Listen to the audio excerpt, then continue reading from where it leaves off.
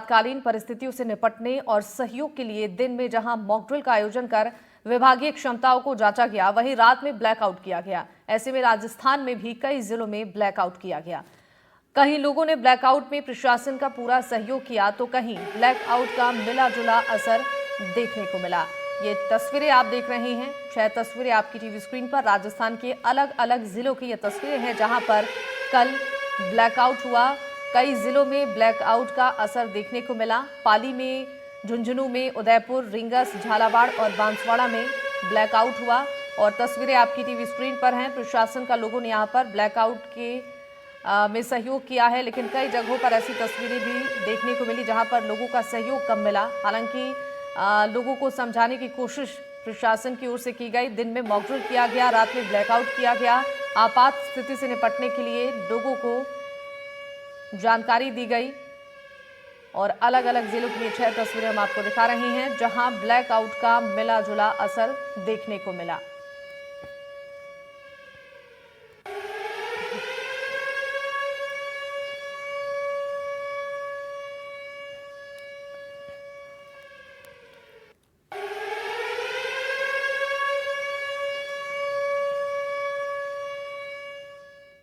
पहलगाम हमले के बाद हिंदुस्तान पाकिस्तान के बीच तनाव बढ़ गया है। सरकार ने कोटा और रावत भाटा को अति संवेदनशील घोषित किया है। गृह मंत्रालय ने इन क्षेत्रों को सिविल डिफेंस डिस्ट्रिक्ट बनाया है। कोटा में सुरक्षा का जायजा लिया गया और मॉक ड्रिल की गई। देर रात को रावत भाटा नगर पालिका के तमाम सामाजिक संगठनों और अधिकारियों के साथ बैठक हुई। इस दौरान कलेक्टर आलोक रंजन ने कहा कि ब्लैकआउट के तहत तमाम सरकारी इमारत, धार्मिक स्थलों, सार्वजनिक स्थलों से सायरन बजाया गया और ब्लैकआउट किया गया।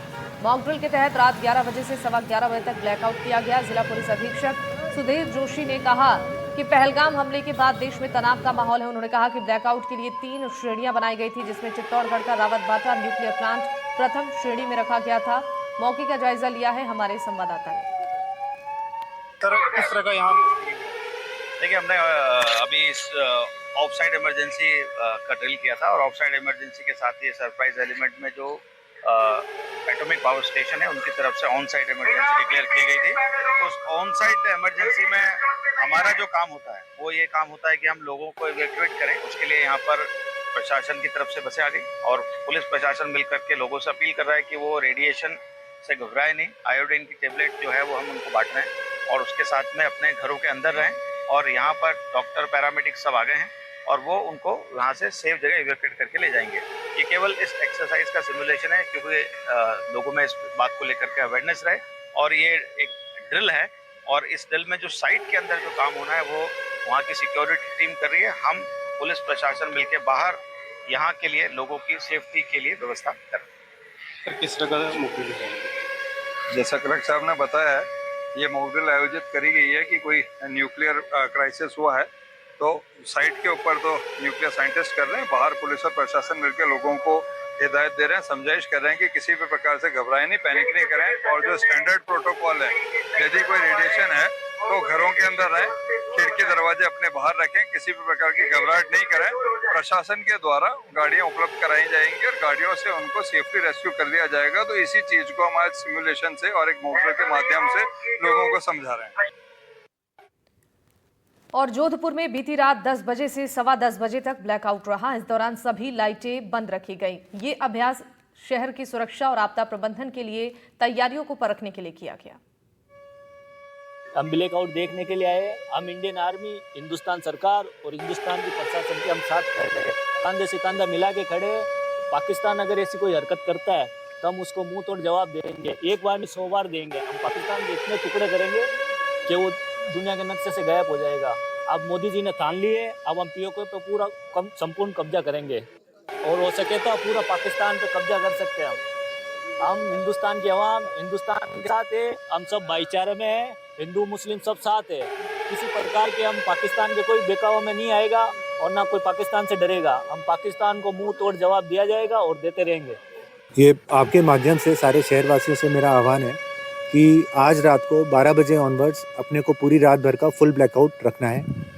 अभी जैसे जो मॉक ड्रिल हुई थी उसके अंदर देखा गया था कि अपन ने, कई लोगों ने घरों के अंदर की लाइट बंद कर ली थी, अधिकतर लोगों ने, लेकिन कुछ केस के अंदर जैसे बाहर आंगन की लाइट थी वो जल रही थी या फिर जो छत की लाइट थी वो जल रही थी।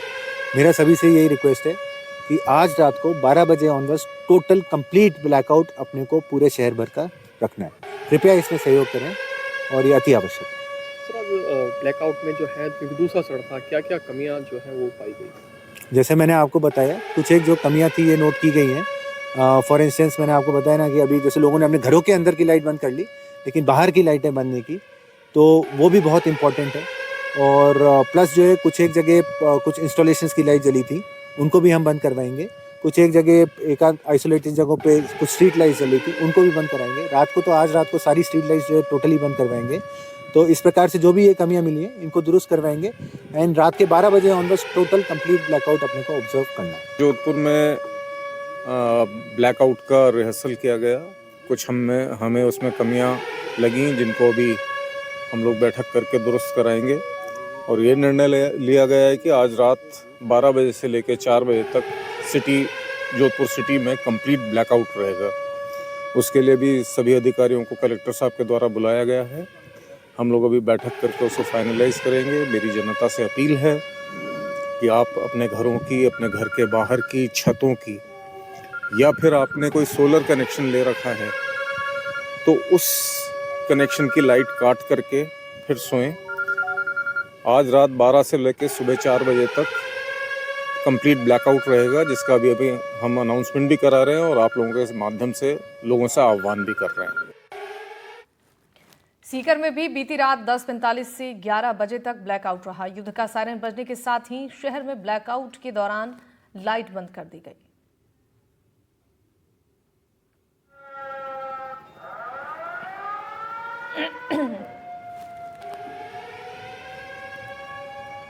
ब्लैकआउट और मॉक ड्रिल के दौरान सतर्कता और सावधानी बरतने के लिए लोगों को जानकारी दी गई। घरों और दुकानों की लाइट बंद की गई। युद्ध की स्थिति से निपटने के लिए ये मॉक ड्रिल किया गया था। आपको बता दें कि आपदा में नागरिकों की सुरक्षा के लिए अभ्यास किया जा रहा है। हर जगह अलग अलग समय गया है। 15-15 मिनट का ब्लैकआउट रखा गया है। इसमें सभी को रोशनी बंद करनी थी स्वैच्छिक।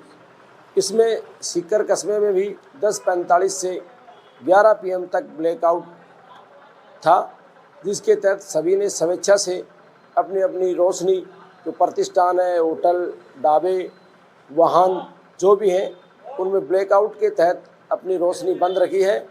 इसके अलावा जो वाहन सड़क पर संचालित थे, उन्होंने भी स्वेच्छा से 15 मिनट तक अपने वाहनों को यथास्थिति वहीं खड़ा करके लाइटें बंद की हैं। इसकी अक्सर से अक्सर लोगों ने स्वेच्छा से पालना की है और काफ़ी हद तक लाइटें बंद रही हैं और ब्लैकआउट एकदम सक्सेसफुल रहा है। हनुमानगढ़ में 9:30 से 9:50 तक 20 मिनट का ब्लैकआउट किया गया। केंद्रीय गृह मंत्रालय द्वारा जारी गाइडलाइंस के बाद ब्लैकआउट और मॉक ड्रिल का आयोजन किया गया। इस दौरान एनडीटीवी संवाददाता मनीष शर्मा ने सड़कों पर ब्लैकआउट के दौरान हालात जाने। पहलगाम में हुए आतंकी हमले के बाद में जहां भारत ने पाकिस्तान के आतंकी ठिकानों पर हमला करके, एयर स्ट्राइक करके कई आतंकवादी ठिकानों को नेस्तनाबूद किया है, उसके बाद में किसी भी अपरिहार्य स्थिति से निपटने के लिए केंद्र सरकार के निर्देशों के बाद में जहां जिले के अंदर आज मॉक ड्रिल आयोजित की गई, वहीं अभी रात को 9:30 बजने को है और अभी ब्लैकआउट किया जाएगा, जिसके अंदर देश हित के अंदर आम लोगों से अपील की गई है जिला प्रशासन द्वारा कि ब्लैकआउट को सफल बनाने के लिए लोग अपनी जो घर की लाइटें हैं, वाहनों की जो लाइटें हैं, वो पूरी तरह से बंद कर ब्लैकआउट में सहयोग करें, ताकि किसी भी अपरिहार्य स्थिति के अंदर इन समस्याओं से निपटा जा सके, उन स्थितियों से निपटा जा सके। लोगों से प्रशासन ने अपील की है कि किसी भी तरह का पैनिक होने की आवश्यकता नहीं है। अभी सिर्फ रिहर्सल चल रही है, किसी भी तरह का खतरा नहीं है। मैं अभी मौजूद हूँ हनुमानगढ़ टाउन के भारत माता चौक के ऊपर, जहाँ पुलिस चलते हुए वाहनों को साइड में लगवा रही है, ताकि जो ब्लैकआउट के दौरान किसी भी तरह की बत्तियां या लाइट या रोशनी सड़कों पर या शहर के अंदर ना नजर आए। देखिए यहाँ पर ये जो पुलिस के लोग हैं, ये इधर देखिए पुलिस की गाड़ी लगी हुई है, ये लोग यहाँ पे वाहनों को रुकवा रहे हैं और जो चलते हुए वाहन है उनकी बत्तियां बुझवा कर उन्हें सड़क किनारे लगवा रहे हैं, ताकि जो लोग हैं इस ब्लैकआउट को सफल बनाने में सहयोग कर सके, लोगों को ये मालूम हो सके कि ब्लैकआउट के दौरान किस किस तरह के दिशा निर्देश लोगों को मिलते हैं, किस किस तरह से उन्हें पालना करनी है। क्योंकि जब अपरिहार्य स्थिति होगी तो युद्ध स्थिति जब बनती है, युद्ध काल के दौरान जो ब्लैकआउट वो इसीलिए किया जाता है ताकि जो रिहायशी इलाका है दुश्मनों को उसका सटीक अंदाज ना लग पाए। देखिए किस तरह से ब्लैकआउट की घोषणा के बाद में पूरी तरह से अंधेरा कर रहे हैं। ये जब गाड़ी जा रही है पुलिस के, देखिए जवान इस तरह से उस गाड़ी को साइड में लगवाने का प्रयास कर रहे हैं। देखिए ट्रक खड़े हुए हैं इस साइड में, उनको बंद करवा दिया गया लाइट, और ये जो पीछे गाड़ियों की लाइन कतार खड़ी है, ट्रक खड़े हुए हैं, आते जाते वाहनों को जिस तरह से पुलिस रुकवा कर उनकी बत्तियों को बंद करवा रही है ताकि ब्लैकआउट जो है वो पूरी तरह से सफल हो सके और लोगों को ये पता लग पाए कि ब्लैकआउट के अंदर आम लोग किस तरह की जिम्मेदारी से इसकी पालना करवाए, ताकि युद्ध की स्थिति के अंदर जो लोग हैं उनको पता लग पाए कि ब्लैकआउट का मतलब क्या है, किस तरह से लोगों को उसकी पालना करनी है।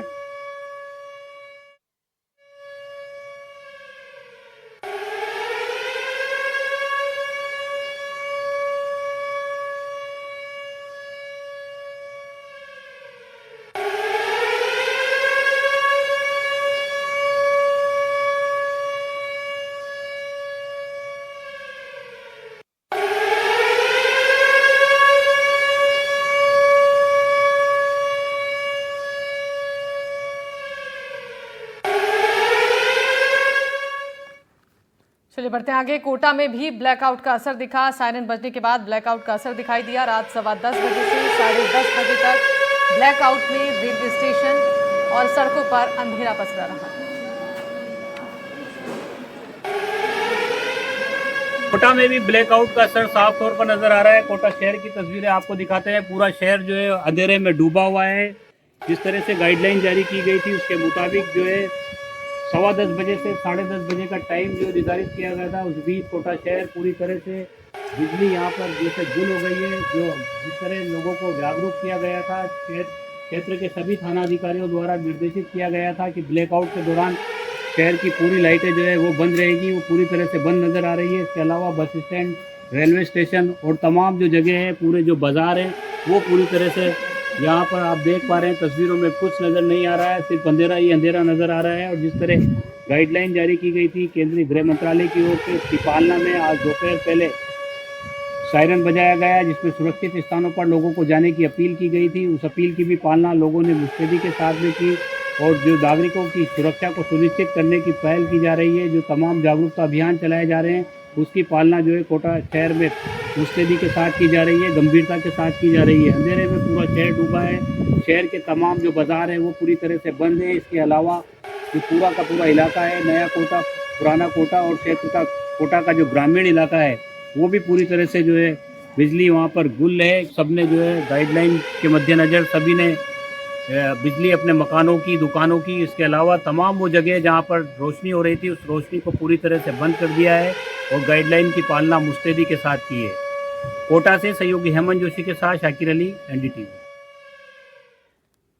देश की सबसे बड़ी धार्मिक नगरियों में से एक बाबा श्याम की खाटू श्याम जी में भी ब्लैकआउट हुआ। श्याम दरबार में भी 15 मिनट तक ब्लैकआउट का प्लान किया गया और कस्बे सहित बाबा श्याम के मंदिर में भी बिजली बंद रही और बाबा श्याम भी अंधेरे में रहे और श्याम श्रद्धालुओं ने भी पूरा सहयोग किया।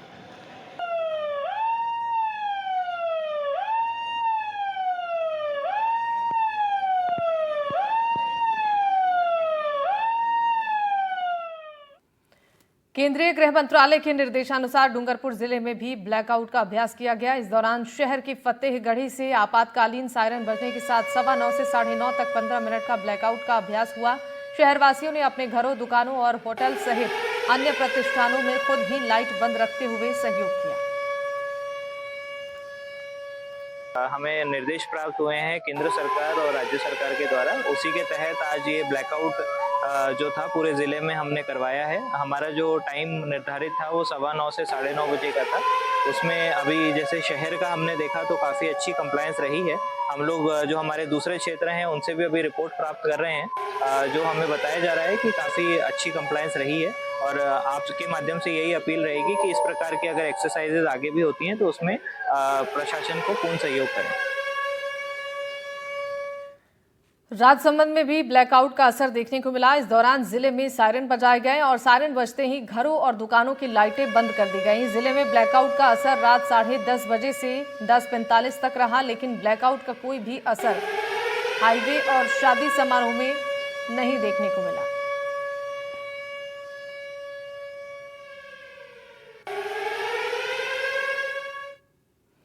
और बूंदी में भी रात 11 बजे से 15 मिनट तक जिले में ब्लैकआउट का असर देखने को मिला। 11 बजते ही जिले में 3 बार सायरन बजा और फिर पूरे क्षेत्र में अंधेरा छा गया।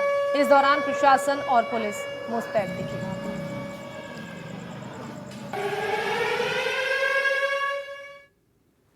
और अब आपको बताते हैं जैसलमेर का हाल, जहां पर 15-20 मिनट नहीं बल्कि पूरे 4 घंटे तक ब्लैकआउट किया गया। रात 12 बजे से सुबह 4 बजे तक जैसलमेर में ब्लैकआउट रहा। इस वक्त मैं जैसलमेर के भीतरी शहर में मैं आपको तस्वीरें दिखाना चाहूँगा किस तरह से जो है वो इसका इफेक्ट जो है वो पूर्ण रूप से देखने को मिल रहा है। कहीं पर भी कोई लाइटिंग जो है वो नहीं दिख रही है और केवल जो है वो चंद्रमा की जो चांदनी है वही नज़र आ रही है। पुलिस ने यहाँ पर गश्त की और आने जाने वाले लोगों को जो मार्केट में थे उन लोगों को भी तुरंत घर जाने के लिए जो है वो कहा गया है और ऑपरेशन कंप्लीट ब्लैकआउट जो है वो शुरू हो चुका है और उसका इफेक्ट जो है वो देखने को मिल रहा है। केवल पुलिस के जो कर्मचारी है, जो प्रशासन के लोग हैं, वो लगातार गश्त कर रहे हैं टू व्हीलर और फोर व्हीलर्स पर। लगातार लोगों को जो है वो शहर के जो भीतरी इलाके हैं वहाँ पर लाइट ऑफ्स करवाए जा रहे हैं। सामने जो है मैं सोनार दुर्ग है, लेकिन आप देखिए किस तरह से स्वर्ण नगरी जो है वो अंधेरे के छाए में और आगे उसमें नज़र आ रही है। और ऐसा ही हाल जो है वो पूरे मार्केट और आसपास के घरों में भी जो है वो देखने को मिल रहा है। और चारों तरफ लोग जो है वो घरों के अंदर जाने को शुरू हो चुके हैं। जो इक्का दुक्का लोग बाहर थे उन लोगों को भी प्रशासन जो है वो चेता कर भेज रहा है। और सुबह 4 बजे तक जो है वो कंप्लीट ब्लैकआउट के जो आदेश है वो आ चुके हैं। और उसके बाद लोग लगातार जो है वो अब घरों की तरफ जाते हुए नज़र आ रहे हैं। जो इक्का दुक्का लोग बाहर थे उन्हें भी जो है वो पकड़ा जा रहा है। कहीं ना कहीं जिस तरह से देश की सरहदों पर तनावपूर्ण माहौल बना है, उस बीच इस कंप्लीट जो ब्लैकआउट है उसका कहीं ना कहीं बहुत सारे मायने निकलते हैं। लेकिन ज़रूरत है कि हम सतर्क रहें, सजग रहें। और आज जो मॉक ड्रिल हुई है उसके बाद लोगों में जागरूकता है और उसका इफेक्ट भी जो है देखने को मिला। तुरंत जो जिस तरह से मैसेज कन्वे हुआ है 12 बजे और उसके बाद जो है वो लगातार ब्लैकआउट का जो सिलसिला वो शुरू हुआ और काफ़ी ज़्यादा जल्दी जो है वो ब्लैकआउट जैसी स्थितियाँ देखने को भी मिल रही है। Shrikant Das, NDTV, Jaisalmer. Civil defence mock drill के दौरान प्रतापगढ़ में ब्लैकआउट किया गया। जिले में 10:30 बजे से 10:45 तक 15 मिनट का ब्लैकआउट किया गया।